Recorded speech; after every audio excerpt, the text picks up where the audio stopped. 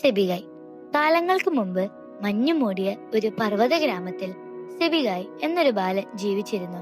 ഹൃദയത്തിലെ ആഗ്രഹങ്ങൾ പർവ്വതങ്ങൾ കേൾക്കും എന്ന് ഗ്രാമത്തിലെ മുതിർന്നവർ പറയാറുണ്ടായിരുന്നു. സെബിഗായും അത് വിശ്വസിച്ചു.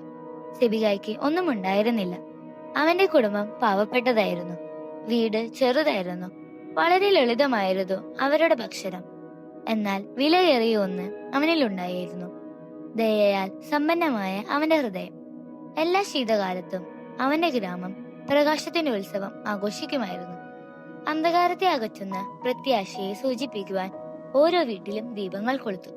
പക്ഷേ സെബിഗായുടെ വീട്ടിൽ ഒരു ചെറിയ വിളക്ക് മാത്രമേ ഉണ്ടായിരുന്നുള്ളൂ. അതിലെ എണ്ണയും തീരാറായി. ഉത്സവത്തോടടുത്തപ്പോൾ സെബിഗായ്ക്ക് സങ്കടമായി.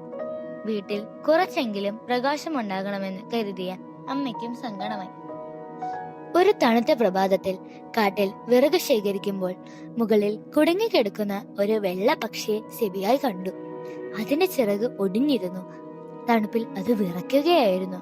സെബിഗായ് അതിനെ വാത്സല്യത്തോടെ എടുത്ത് തന്റെ വസ്ത്രത്തിൽ പൊതിഞ്ഞ് ചൂട് നൽകി വീട്ടിലേക്ക് കൊണ്ടുവന്നു.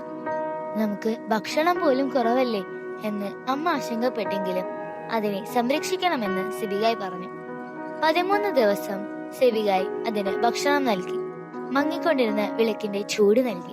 മൃദുവായ പാട്ടുകൾ പാടി അതിനെ പരിചരിച്ചു. 14-ാം ദിവസം പ്രഘോഷോത്സവത്തിന്റെ രാത്രിയിൽ പക്ഷിയുടെ ചിറക് സുഖപ്പെട്ടു.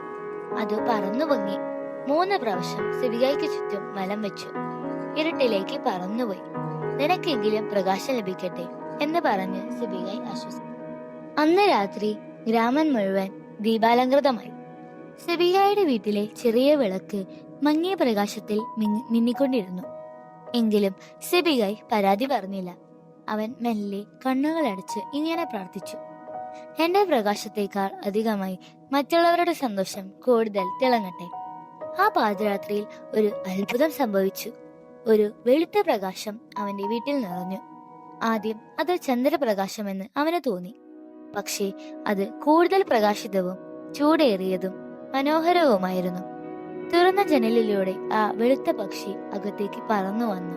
ഇപ്പോൾ അത് ചെറുതല്ല, തേജസ്സുള്ളതും പ്രകാശം പരന്നതുമായ ഒരു പക്ഷിയാണ് മാറി. അത് മുറിയെ വലംബിച്ചു. അതിന്റെ ചിറകുകളിൽ നിന്നും ചെറിയ പ്രകാശരശ്മികൾ മഞ്ഞുപോലെ മുറിയിൽ നിറഞ്ഞു. എവിടെയെല്ലാം ആ പ്രകാശരശ്മികൾ പതിച്ചോ അവിടെയെല്ലാം ഭിത്തികൾക്കും നിലത്തും പഴയ വിളക്കിനും പുതിയ പ്രകാശം ലഭിച്ചു. അല്പസമയത്തിനുള്ളിൽ ഗ്രാമത്തിലെ ഏതു വീടിനേക്കാളും തിളങ്ങുന്ന വെളിച്ചം സെബിഗായുടെ വീട്ടിൽ പടർന്നു. ഗ്രാമവാസികൾ വിസ്മയത്തോടെ ആ വീടിന്റെ പുറത്തുകൂടി. പ്രകാശം കൊടുക്കുന്നവരിലേക്ക് പ്രകാശം ഇരട്ടിയായി തിരിച്ചു വരുന്നു എന്ന് ഗ്രാമത്തിലെ മുതിർന്നയാൾ പറഞ്ഞു. വെളുത്ത പക്ഷി അവസാനമായി ഒരു നിമിഷം സെബിഗായുടെ തോളിലിരുന്നു. പിന്നെ ഒരു നക്ഷത്രം പോലെ ആകാശത്തിലേക്ക് പറന്നുയർന്ന് അപ്രത്യക്ഷമായി. ആ വർഷം മുതൽ ഗ്രാമവാസികൾ പറയാൻ തുടങ്ങി: ദയ കാണിച്ച ബാലന്റെ കൊച്ചു ഭവനം പ്രത്യാശയുടെ പ്രകാശഗോപുരമായി മാറി. പ്രിയ കൂട്ടുകാരെ, സെബിഗായുടെ കഥ നമ്മെ പഠിപ്പിക്കുന്നത് എത്രത്തോളം നമുക്കുണ്ട് എന്നതിലല്ല, ഹൃദയപൂർവ്വം നാം നൽകുന്നതിലാണ് ഉദാരത അടങ്ങിയിരിക്കുന്നത് എന്നാണ്. പങ്കിടുമ്പോഴാണ് പ്രകാശം വർദ്ധിക്കുന്നത്.